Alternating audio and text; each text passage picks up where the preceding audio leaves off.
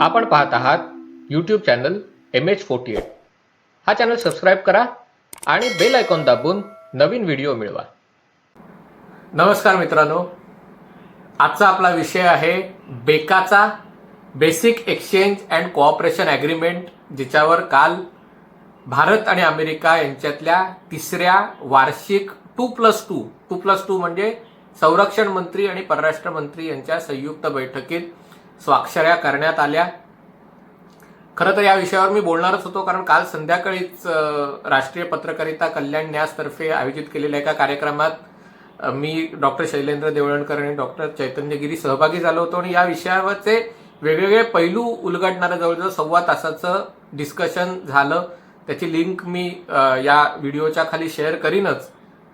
पण थेट या विषयावर बोलण्यापेक्षा आज आपण या विषयावर लोकसत्ताच्या अग्रलेखाच्या दृष्टिकोनातून बोलूया, म्हणजे ते थोडं जास्त फोकस राहील आणि त्याच्यात जे निरर्थक टीका करण्यात आलेली आहे त्याचा समाचार घेतल्यासारखंही होईल.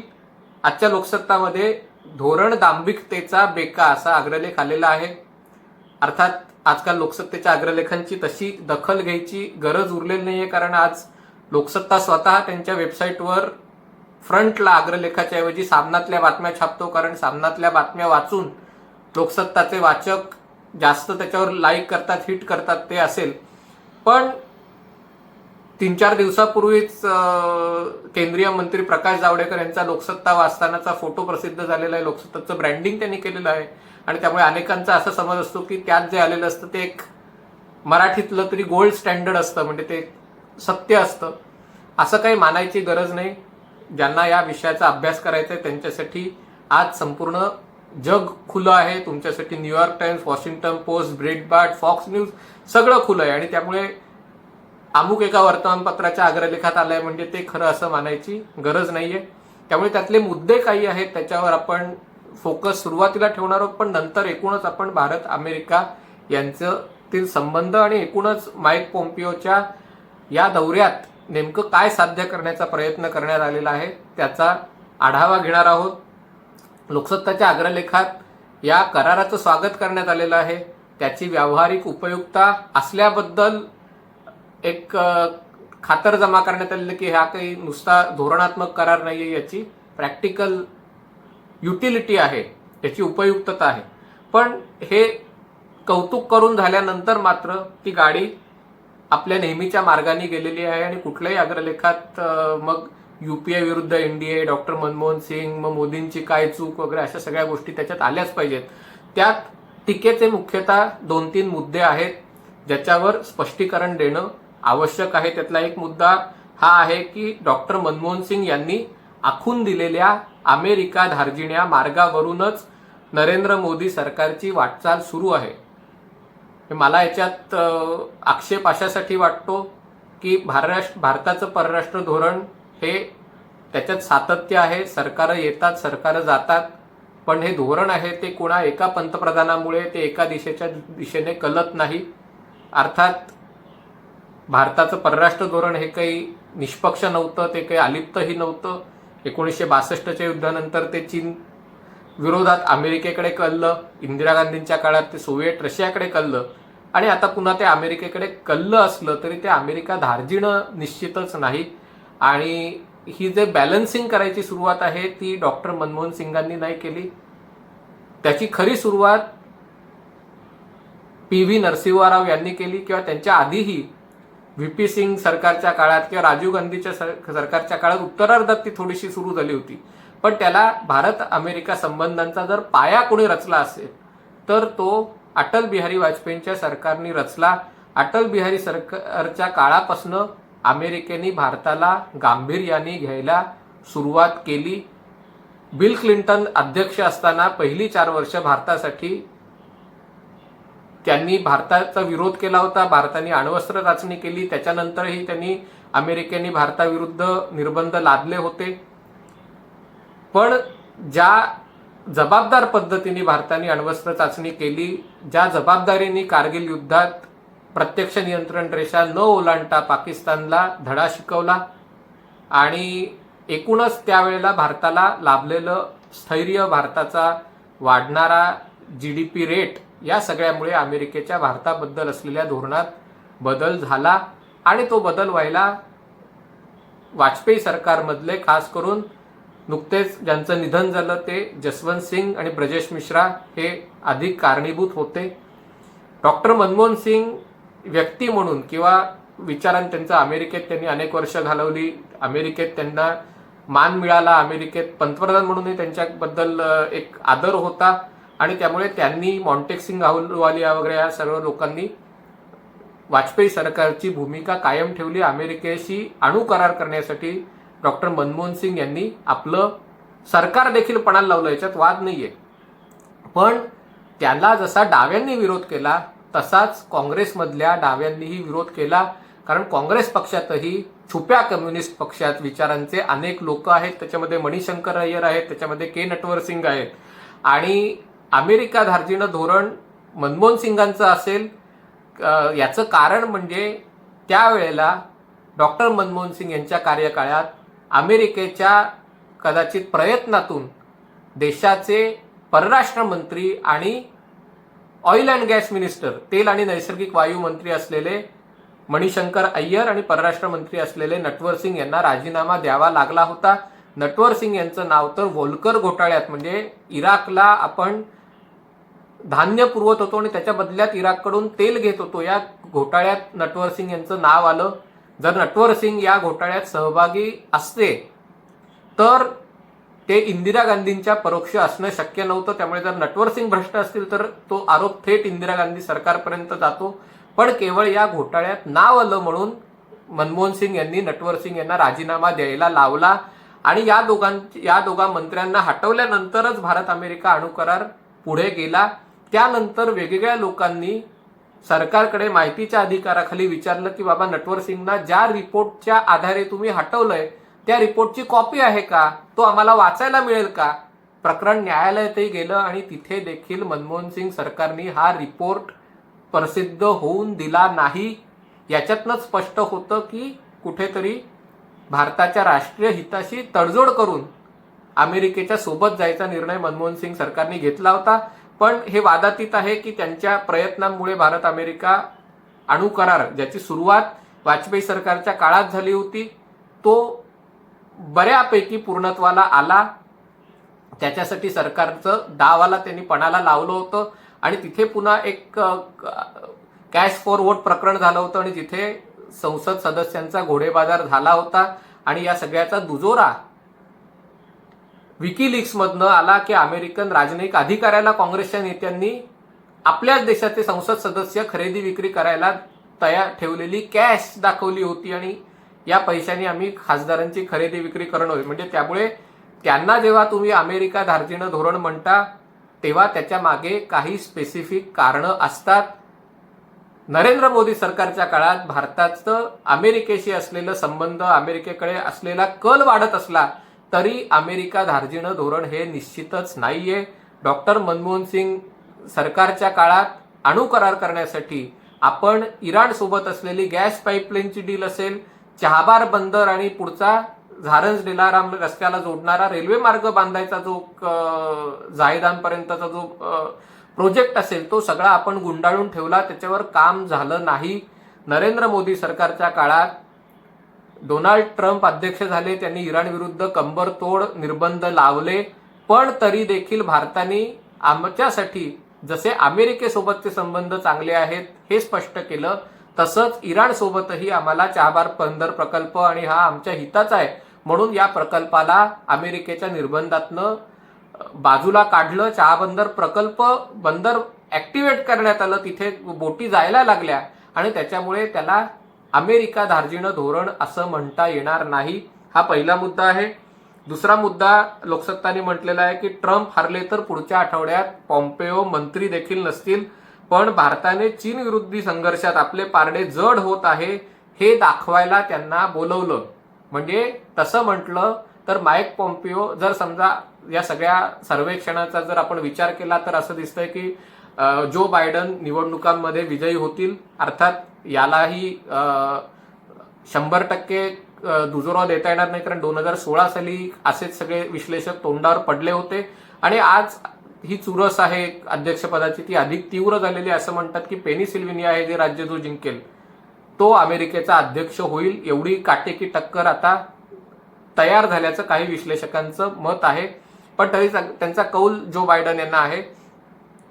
पण असं नाहीये की माईक पॉम्पिओला वेळ जात नाहीये किंवा पुढच्या आठवड्यात जर बायडन जिंकले तर त्यांना सरकारी खर्चाने विमान प्रवास मिळणार नाहीये, त्यांना स्वखर्चाने जावं लागेल, म्हणून ते आपले भारतातले अनेक मंत्री अशा प्रकारच्या परदेश वाऱ्या करतात की चला मंत्रीपद जाणाऱ्यांना जायच्या आधी इकडे तिकडे फिरून येऊया.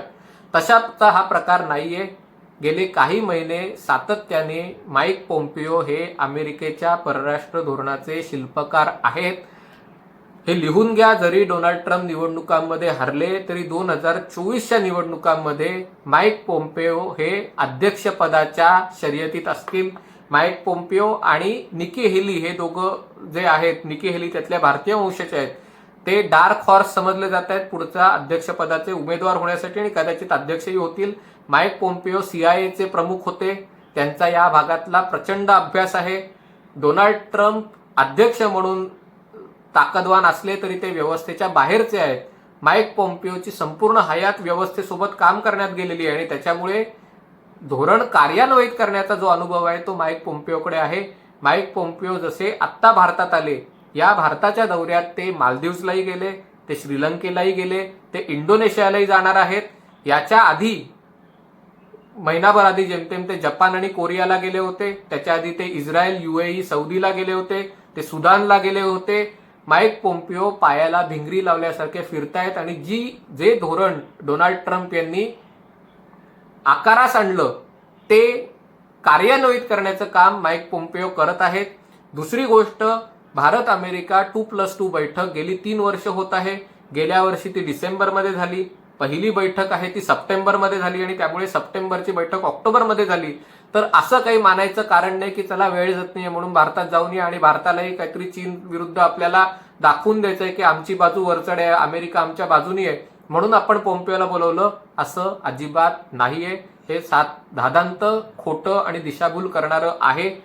त्याच्यात आणखीन एक गोष्ट महत्वाची आहे ती म्हणजे अमेरिकेत जेव्हा निवडणुका होतात आणि धरून चाला सरकार बदलतं तेव्हा नवीन सरकार जानेवारीच्या 18 जानेवारीच्या आसपास ते कार्यभार स्वीकारतं. मधले जवळजवळ 2-2.25 महिने हे ट्रान्झिशनमध्ये जातात आणि या काळामध्ये तसं म्हटलं तर मंत्री आणि सचिव आणि हे जे सगळे टॉप ऑफिशियल्स असतात ते नामधारी राहतात.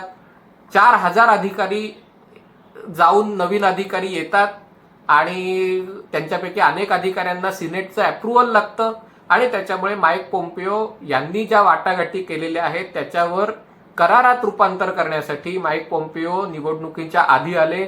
याच्यात काहीही योगायोग नाही. 2016 साली जेव्हा बराक ओबामा सरकारने भारताशी लेमोआ म्हणून जो लॉजिस्टिक्स बद्दलचा करार केला होता, जो मूलभूत संरक्षण क्षेत्रातल्या करारातला मानला जातो, तो देखील असाच साधारणतः ऑगस्ट-सप्टेंबरमध्ये पार पडला होता. बराक ओबामाचं सरकार निवृत्त संपण्याच्या आधी 2 महिने पार पडलेला. त्यामुळे असं समजायचं अजिबात कारण नाहीये की असं काहीतरी निवडणुकीच्या आधी काहीतरी एक इलेक्शन बोनांझा म्हणून अशा प्रकारची गोष्ट केलेली गेली आहे. तिसरा मुद्दा त्याच्यामध्ये म्हटलेला जात आहे तो म्हणजे हे चीननी भारताचा चावा घेतलाय, हे सगळं हे करायचं खरं कारण आहे.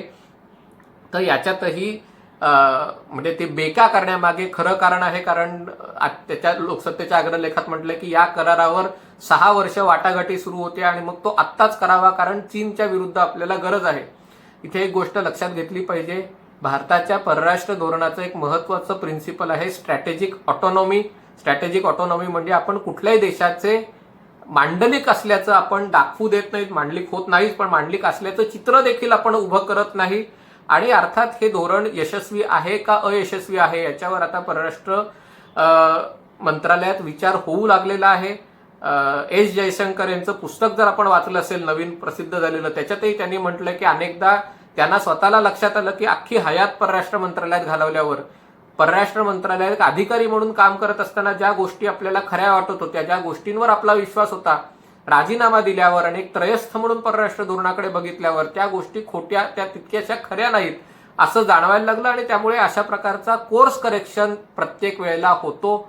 हे जे सगळे करार आहेत भारत आणि अमेरिकामधले म्हणजे त्याच्यात लेमोआ आहे, बेका आहे, हे जे सगळे करार आहेत यातले अनेक करार आहेत हे इंडिया स्पेसिफिक करार आहेत, म्हणजे अमेरिकेचे त्याच्या मित्र देशांबरोबर जे नेटोचे सदस्य देश असतात, जे अन्य करारांनी बांधले गेलेले असतात, त्यांच्यासाठी एक स्टँडर्ड ड्राफ्ट या कराराचा असतो. भारतासाठी स्पेसिफिकली कस्टमाइज वेगळा करार असतो आणि त्याच्यामुळे या करारांवरची जी कलमं असतात ती तुम्हाला तुमची जर स्ट्रॅटेजिक ऑटोनॉमी इंटॅक्ट राखायची असेल तर त्याच्यावर वाटाघाटी कराव्या लागतात आणि वाटाघाटी अनेक वर्ष चालू राहतात. आणि त्या आत्ता त्याची गरज वाटली, कारण आत्तापर्यंत फारसं असं चित्र दिसलं नव्हतं. हा करार कशासाठी आहे, खास करून त्याच्याबद्दल लोकसत्तेतही आलेलं आहे अर्थात, पण खास करून ज्याला जिओस्पॅटियल म्हणतात, म्हणजे त्याच्यामध्ये वेगवेगळे नकाशे, समुद्राचे नकाशे, जमिनीचे नकाशे, जमीन आणि अंतराळ याचे नकाशे, यामध्ये सगळ्याचं रिअल टाइम इंटेलिजन्स शेअरिंगसाठी ते वापरतात. आणि आत्तापर्यंत चीनकडनं होणारी जी घुसखोरी होती ती कधीतरी 1 in 2 years, 1 in 3 years व्हायची, पण आत्ताचा जो त्यांचा इरादा आहे तो अधिक धोकादायक आहे. केवळ भारतासाठी नाही, चीनच्या सर्व शेजाऱ्यांसाठी तो धोकादायक आहे. आणि त्याच्यामुळे हा करार केल्यामुळे भारताला जे बेनिफिट्स मिळणार आहेत ते रिअल टाइम असणार आहे. असं म्हटलं जातं की स्पंगूर भागात, म्हणजे चीन त्या भागामध्ये LACच्या पलीकडे आणखीन पुढे येण्याची तयारी करत आहे. हिवाळ्यातही तिथे बारमाही मुक्काम करायची तयारी आहे. हे जेव्हा लक्षात आलं तेव्हा भारताने स्पंगूर भागातली गिरीशिखरं आहेत त्याच्यावर आपले तळ तयार केले. हे भारताला माहिती मिळण्याच्या मागे अमेरिकेचा हात होता. कारण एक गोष्ट लक्षात घेतली पाहिजे, जगात जर जवळजवळ 320 लष्करी उपग्रह असतील तर त्याच्यातले 160 लष्करी उपग्रह अमेरिकेचे आहेत.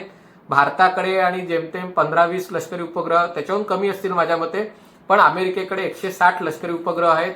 ते अधिक टेक सॅव्ही आहेत, त्याचे अधिक ॲक्युरेट आहेत आणि ती माहिती मिळवणं, खास करून अशा वेळेला जेव्हा तुम्ही 5000 मीटरवर एकमेकांसमोर उभे असतात, जेव्हा line of actual control define केलेली नसते.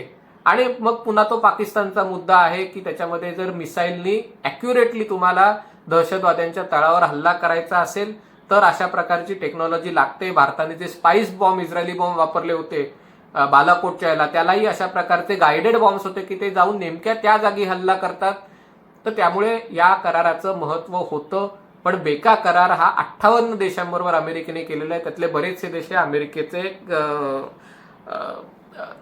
मित्र देश आहेत. आणि जसंही म्हटलं की याच्यामध्ये एक असा एक आरोप करण्यात आलेला आहे की जेव्हा भाजपा विरोधी पक्षात होतं तेव्हा जाणीवपूर्वक अशा प्रकारचे करार भाजपाने अडवून धरले होते, त्याला विरोध केला होता. मनमोहन सिंग सरकारच्या अमेरिका धार्जिण्या वागण्याला विरोध केला होता.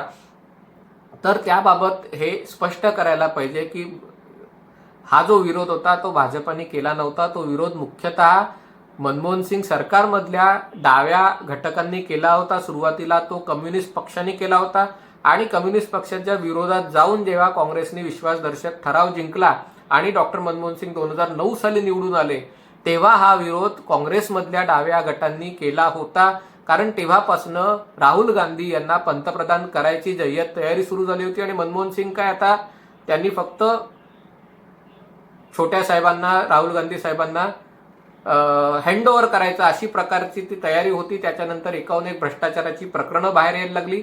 आणि दुसरी गोष्ट म्हणजे या काळामध्ये सेंट अँटोनी हे जे आपले संत अँटोनी हे जे भारताचे रक्षामंत्री होते आणि AK अँटोनी, त्यांनी काहीही खरेदी केली नाही. त्यांचं स्वतःचा भ्रष्टाचाराचे डाग पडू नयेत म्हणून चर्चेची गुऱ्हाळं चालू राहिली. आणि त्याच्यामुळे जी लष्करी खरेदी आपण अमेरिकेकडनं करणार होतो, आणि हे मान्य करायला हवं की मनमोहन सिंग सरकारच्या काळात अमेरिका हा भारताचा सर्वात मोठा डिफेन्स पार्टनर होऊ लागला, ती खरेदी काहीही आपण केली नाही. आणि त्याच्यामुळे हे करार काही त्याच्यातही झाले नाहीत. हे जे टोटल जे सगळे वेगवेगळे करार आहेत त्याच्यात GSMOIA हा जो करार आहे, general security of military information, तो 2002 साली अटल बिहारी वाजपेयी सरकारने केला. तिथून त्याची सुरुवात झाली. 2002 ते 2014 या 12 वर्षाच्या काळात UPA सरकारने फक्त एक करार केला 2009 साली. तो एंड युजर अग्रीमेंट होता. म्हणजे तुम्ही अमेरिकेकडनं जेव्हा मोठी शस्त्रास्त्र, विमानं, मिसाईल्स खरेदी करता तेव्हा कुठल्या परिस्थितीत त्याचा वापर करायचा, कुठे नाही करायचा, याबाबत तो करार होता. याचं कारण म्हणजे भारताचे जे शत्रू देश आहेत ते अमेरिकेचे मित्रदेश असू शकतात आणि त्याच्यामुळे ते वापर करायचा तर अमेरिकेचा त्याच्याबद्दल एक धोरणाची एकवाक्यता असायला हवी, हा त्याच्या मागचा उद्देश असतो. त्याच्यानंतर ते जे हे सगळे करार आहेत 2016 साली लेमोआ जो लॉजिस्टिक्स बद्दलचा आहे, दोन देश एकत्र कवायती करतात, मोठ्या प्रमाणावर युद्धनौका विमानं यांना कोऑर्डिनेटेड ऑपरेशन्स करावी लागतात, तेव्हा त्याचं एकमेकांना मदत करणं, एकमेकांच्या बंदरात रिफ्युएलिंग करणं, जेव्हा रिलीफ अँड रेस्क्यू ऑपरेशन असतं, कुठे ह्युमॅनिटेरियन क्रायसिस असतं, भूकंप झालेला असतो, सुनामी झालेला असतो, तिथे एकत्र ऑपरेशन करणं, अशा वेळेला एकमेकांच्या जहाजांना विमानांना स्पेअर पार्ट पुरवणं आणि ते जर पार्ट्स पुरवायचे असतील तर त्याचं बिलिंग कसं करायचं, कारण समजा जर स्पेअर पार्ट असेल तर भारताच्या दृष्टीने त्याची किंमत X असेल, अमेरिकेच्या दृष्टीने किंमत Y असेल, तर ती कुठली किंमत लावायची याबाबतचे जे तपशील असतात ते या लेमोआमध्ये करण्यात आले होते. लेमोआ LSA म्हणून एक अमेरिकेचा करार आहे, त्याच्यावर तो बसला होता. 2018 साली कॉम कासा करण्यात आला होता, ज्याच्यामध्ये खास करून सिक्युअर कम्युनिकेशन असतं त्याच्याबद्दलचा हा करार होता. आणि 2020 साली बेका करण्यात आला होता. म्हणजे असं नाही की 2014 पासून भाजप सरकार आल्यावर नुसतं बसून राहिलं होतं, काही काम करत नव्हतं. मधल्या काळात हे दोन महत्वाचे करार करून ते कार्यान्वित देखील करण्यात आले होते. LSA कार्यान्वित करण्यात आलेला आहे. त्यामुळे ह्या ज्या निगोशिएशन चालू असतात त्या अनेकदा अनेक वर्ष चालू असतात. त्याच्यात अजिबात असं मानायची गरज नाही की हा डिले आहे.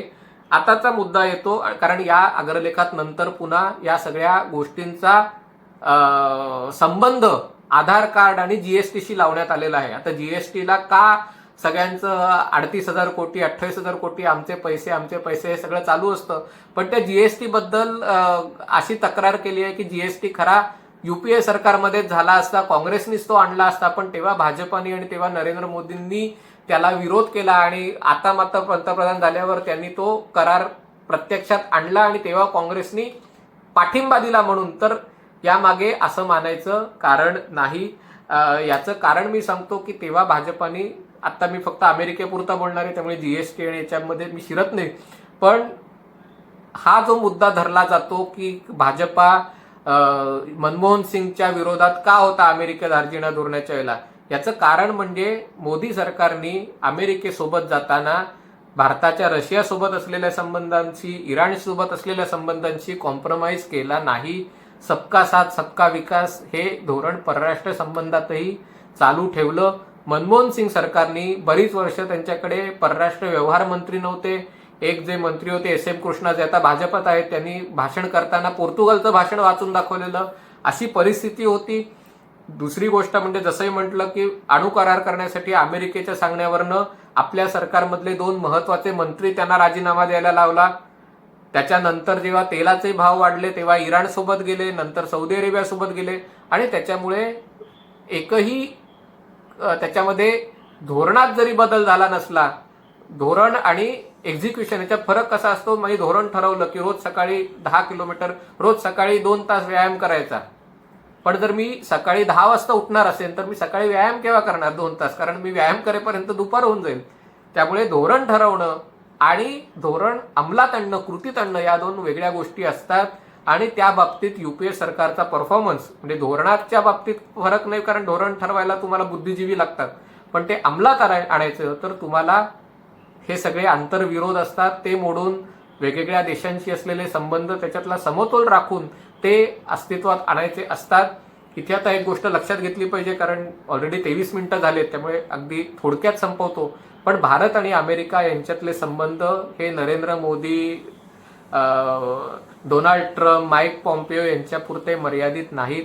हे दोन मोठ्या देशांमधले, जगातला सगळ्यात जुना लोकशाही देश, जगातला सगळ्यात मोठा लोकशाही देश यांच्यातले हे संबंध आहेत.